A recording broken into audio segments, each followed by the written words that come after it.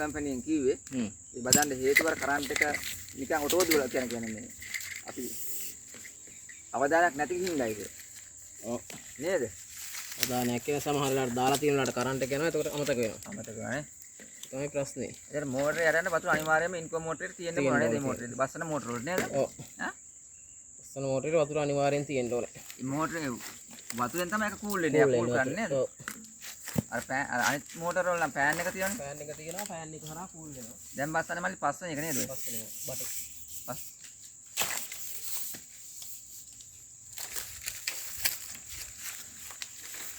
හයි pressure එකක් තියෙනවා මල්ලි වතුර මේ මෝටරේ. ආව්. අඩි 150ක් අදලා දැන් ඕකේ මල්ලි දැන් අපිට දැන් මට සාමාන්‍ය මේකෙන් තා මීටර් 100ක් 200ක් විතර අර කේල් ගස් වලට ගහන්න ඒවට වායි ගහන්න වුණොත් ඒක ප්‍රෙෂර් එක මේ ප්‍රෙෂර් එකම තියනවද?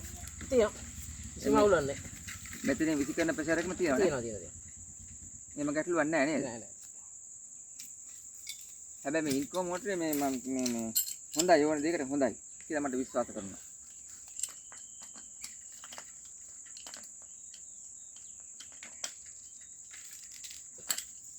මේක ඕනෑවට වඩා හිර කරන්නේ නැහැ. මේවා ඔටෝ හිර වෙනවා. එතකොට මේ අපිට හදිස්සිය ගලව ගන්න වුණොත් ඒ කියන්නේ හැම මේ බාර් එකක්ම බට බාර් එකක්ම අයින් කර ගන්න ඕන. කට ගාවින් ගලව ගන්න. නැත්නම් බට කැඩෙනවනේ. එකෙන් එකට. ඒකයි මේ ක්‍රමවේදයට හදලා තියෙන්නේ එහෙමයි නේ. ඔව්. නැත්නම් නිකාම එකපාරම බට දාලා බෑරක දාලා දාන්නත් පුළුවන් නේද? දැන් මේ බටෙන් බටේට මේ බඳින්න ඕන නේද?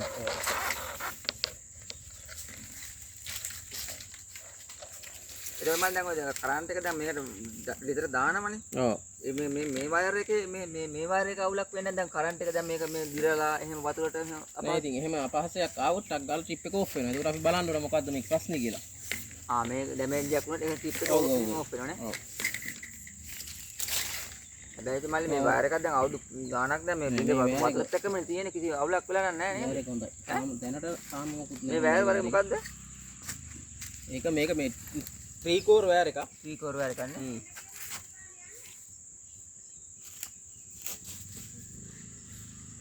දැම්ම වගේම තව තියෙනවා. 2018 දාපු දීම තාම තියෙනවා හැබැයි.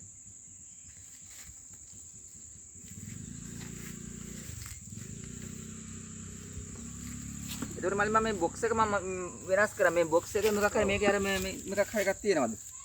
ඒකේ අර මේකේ බොක්ස් එකේ තමයි මේ මෝටරේට කරන්ට් එක 240ක් උතෙන්ට ඇවිල්ලා අවශ්‍ය අපි මෝටරේට ගන්නවා ඇම්පියර් 10ක්. ඒකට ඒ හරහා කන්ඩක්ටරයක් හරහා තමයි 10 මේකට නිකුත් කරලා දෙන්නේ. එතන තමයි කරන්ට් කන්ට්‍රෝලින් එක තියෙන්නේ. මේ මෝටරේට අවශ්‍ය කරන ප්‍රමාණය මොකද දෙන්නේ? අවශ්‍ය කරන ප්‍රමාණය කන්ඩක්ටරේ හරහා කන්ට්‍රෝල් කරලා දෙනවා. ඒ ඩිරෙක්ට් දෙන්න බෑයිද? ඩිරෙක්ට් දුන්නාම එන 240 මෝටරේ පාපුල් වැඩි. ආරය හරහා ඉන්නේ ඒකයි. ටක් ගාලා මොකක් හරි මේ මෝටරේ ආපදාවක් වුණොත් කොයිල් එකේ මොකක් හරි දෝෂයක් වුණොත් කොයිල් එක පිච්චෙන්න ඉස්සෙල්ලා කන්ඩෙක්සර් යනවා. ඒ කියන්නේ කොයිල් එකට රුපියල් අපි ලංකා මුදලෙන් බැලුවා රුපියල් 35000ක් යනවා නම් කන්ඩෙක්සර් රුපියල් 1800යි. පොඩි සාහනකින් අපේ ගොඩ ගන්න පුළුවන්. ඒ ක්‍රමවේදයට තමයි මේක සකස් කරලා තියෙන්නේ. අපේ පහසුවට අපේ වීදම අරමුණ නේ. ඔව්.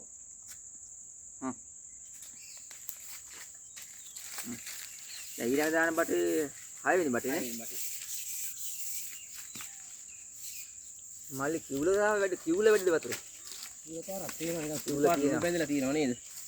කිවුල වැඩි බොන්න නම් බෑ. ඉතින් අපි අර බොන්නේ නැහැ. ගෙදර පරි ගෙදර ඔව්. ගෙදර පරිහරණයනේ. දැන් යාම ටිකක් අමාරුවෙන් දැන් අමාරුයි අදනේ වැඩ කේබල් එක අල්ලන් ඉන්න කෙනා දැන් හරිම අමාරු වැඩිලු දැන් ඈ කිලෝ 75ක විතර බරක් දැන් වැදිලා තියෙනවා කේබල් එකට. එහෙමද? ඔව් අපිට නොතේරෙන්නේ තා වතුර පිරුණා නම් ඊට වඩා බරක් වැටෙනවා. බටවලට වතුර එක්කම තමයි. ඒක මල්ලි දැන් මෝටරේ දැන් ඔහොම මෝටරේ බස් යනකොට වතුර වදිනකොට ඔය බටවලට වතුර පිරෙනවද? නෑ.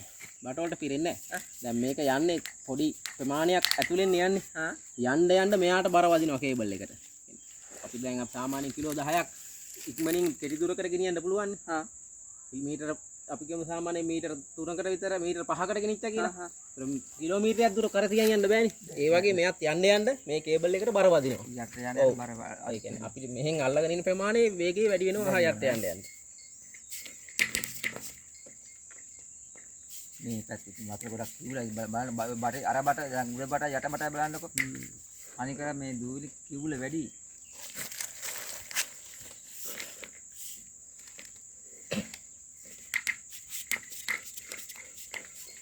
මාතුන් අය හයියෙන් අල්ලගන්න එකපාරම ඇතුළට නම් ඉවරයි ඈ.